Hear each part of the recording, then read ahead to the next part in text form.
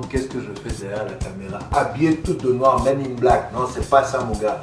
Ici, Réginald Delienne, ce sont des petites capsules qu'on vous prépare pour vous parler des sujets d'actualité, sujets sportifs, sujets politiques, whatsoever. Moi, je suis là pour donner mon avis. Si tu es fâché là, regarde bien, c'est ton problème, moi je m'en fous. Hein. Ah, en tout cas, moi, c'est pas pour vous dimanche matin, moi, je ne suis pas levé pour aller à l'église, je me suis levé pour regarder la finale de Roland Garros. Oui, Nadal, celui qu'on n'aime pas, le gaucher, le défensif, celui qui met sa main au cul. Ah, il a marqué l'histoire. Lui, Roland Garros, la première fois dans l'histoire du tennis qu'un homme, un seul homme, gagne plus de 10 grands chelems dans un même tournoi. Il y en a qui n'en ont même pas gagné un. Et en plus de ça, mon gars revient de blessure après plusieurs mois. Tout le monde annonçait sa fin, que Nadal c'est fini, que son jeu est trop physique, que sa blessure que si, que stéroïdes, qui se machin. En tout cas, mon gars est revenu et puis il a encore établi beaucoup de records. Beaucoup de gens vont dire, ah oui, c'est sur terre battue seulement, c'est sur terre battue. Mais les gars, il faut regarder Wikipédia. Wikipédia, ça donne tous les détails. Mon gars a gagné Indian Wells plusieurs fois. Il ne dit, c'est pas terre battue, c'est dur. Et puis l'éternel débat que Federer, Nadal. C'est très simple. Federer est le meilleur joueur de toute l'histoire du tennis. Mais Nadal est meilleur que lui. Vous n'avez pas compris. Hein? Il y a un petit bug. Hein? Comment le gars peut être le meilleur et puis un autre gars est meilleur que lui? C'est très simple. Vous connaissez mathématiques, 1 plus 1, ça fait 2. Ils se sont rencontrés 30 fois. 30 fois, c'est beaucoup, hein? Donc beaucoup de fois en finale. Nadal l'a battu 20 fois, Federer l'a battu 10 fois. Bon, qui est meilleur alors? Si tu sais compter, dis-moi qui est meilleur. Les gens vont me dire, non, mais ils se sont plus rencontrés sur terre battue.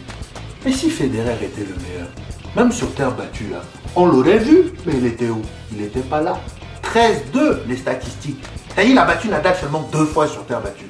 Maintenant, on va me dire, oui, sur dur, sur dur. Sur dur, ils sont à 6-6. 6-6, égalité, 2 barres, c'est pareil. Qui est meilleur? Personne. Et puis sur gazon, Federer l'a battu 2 fois, Nadal l'a battu 1 fois. Donc, est-ce que tu es capable de dire que sur gazon, Federer est nettement plus fort que Nadal? Mon gars a gagné les 4 grands chelems. Gazon, Open d'Australie dur, US Open dur. Bon, le Roland Garros, il n'a pas gagné, il a fait, bon, je vous ai dit, j'ai déjà dit ça, je ne vais pas répéter, 1, 2, 3, 4, 8, hein, bientôt ça va être 10, hein, 10, ça te dérange, hein. Et puis ce qu'il faut savoir, hein, c'est que Nadal a 27 ans. Toi-même à 27 ans, là, tu as fait comme moi. Regarde, moi, à 27 ans, j'ai rien fait, hein. Toi, regarde-toi bien, regarde-toi qui n'aime pas Nadal. Oui, tu ne l'aimes pas. Bon, tu as fait quoi? Tu as fait quoi? Hein? Réfléchis à ce que tu as fait. 27 ans, il a déjà 12 grands chelems. Ce n'est pas terminé. Alors à ceux qui n'aiment pas Nadal parce qu'il met la main dans son cul, bon, moi il met ma main dans mon cul, tu m'aimes pas? Pour ça tu m'aimes pas? Son jeu est défensif. Et alors? Chacun son problème, non? S'il veut jouer défense, il n'a qu'à jouer défense. Si tu veux le battre, il faut jouer better offense. Defense brings championship. Ok? Do you understand English, my friend? Donc ceux qui ont un problème contre la défense, c'est à trouver des raisons valables. Que son jeu est ennuyant. Mais est-ce qu'il vous a demandé de trouver son jeu intéressant? Tu as bien des amis qui sont ennuyants et puis la vie continue. Hein? Moi, en tout cas, j'adore regarder la défense parce que la défense, c'est une façon de faire une contre-offensive. Quelqu'un attaque et puis tu renvoies ça. Regarde, là, la caméra m'attaque.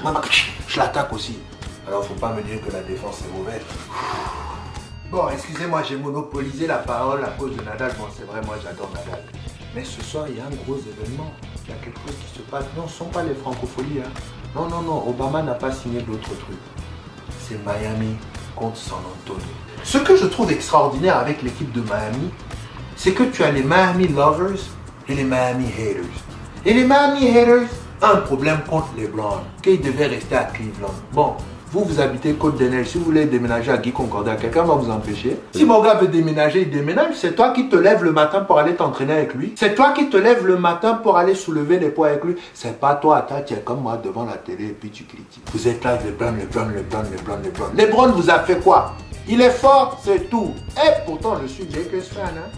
So Kobe, if you see that video, I was just, trying to entertain you the best. I love you. Alors ce soir, si jamais San Antonio gagne, nous savons tous que la série est terminée. Mais j'aimerais m'adresser aux supporters, non, même pas aux supporters de San Antonio, à ceux qui n'aiment pas les Blancs. Vous ne pouvez pas vous réjouir de la défaite d'un homme. Ce n'est pas gentil. Vous êtes chrétiens, vous êtes des croyants. Ça ne se fait pas. C'est un homme comme vous. C'est un père de famille. Il a des enfants. Alors, ne soyez pas méchants. Donc on se donne rendez-vous parce que ce soir, Facebook, il y aura plein de statuts. Des statuts de connaisseurs. Les gars, on dirait ils ont joué même en NBA. Comme moi, j'ai pas joué, hein. Mais moi, je respecte tout. Alors, enjoy the game and we shall see who the winner will be. J'espère que j'ai été politiquement correct. Hein. Moi, je dis ce que je pense. Hein. Si vous voulez dire ce que vous pensez, bienvenue là où je suis venu. Faites une vidéo ici. Hein. Tu sais, c'est très simple. Hein. Mon gars qui est derrière là, c'est un professionnel. Mais la critique est la chose la plus facile.